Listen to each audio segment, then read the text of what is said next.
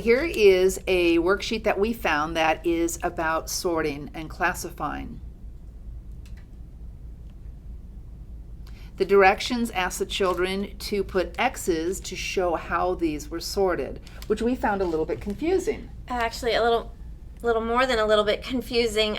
I believe that what they wanted them to do was to X out all of the ones with 4. That's what we think, because that's what the example looks like. Sort 4 and 3 that way. Yeah. It's really confusing and not relevant in any way. So we wanted to find another way that we could be doing sorting and classifying using some real objects.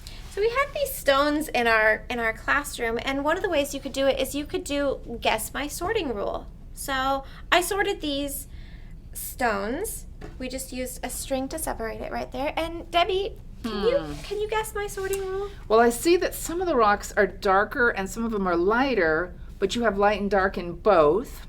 These are all up higher and these are down flatter.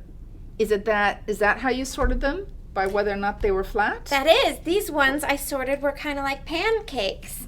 These were flat stones, and these ones are a little bit rounder. So just to throw a little more challenge into this, we found another rock, and we're not sure where this one will go because it is very flat on this side, but it has some roundness on this side. So, I mean, you could put it in the middle. That would be, because it kind of fits into both categories, or you could just take another piece of string and create a Venn diagram. So what we're doing is making 2 loops here.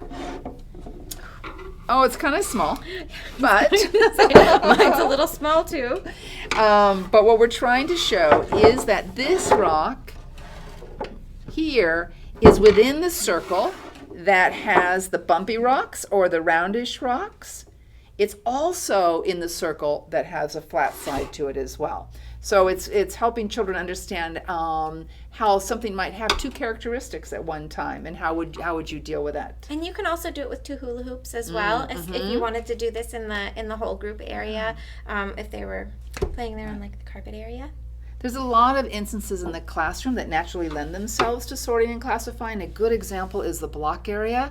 We usually put blocks away by their shape and put all the long rectangles together. So it's naturally happening. We're sorting and categorizing our art materials when we're putting our thin brushes away with the thicker paint brushes and the different colors. Dramatic play is another good example of that. Our clothes go in one area, food goes in another place, is how we put the dishes away. And then another example that we were thinking about is sorting people. I don't. Maybe you guys have already done this in the whole group, where you might sort them and you might guess the sorting rule there.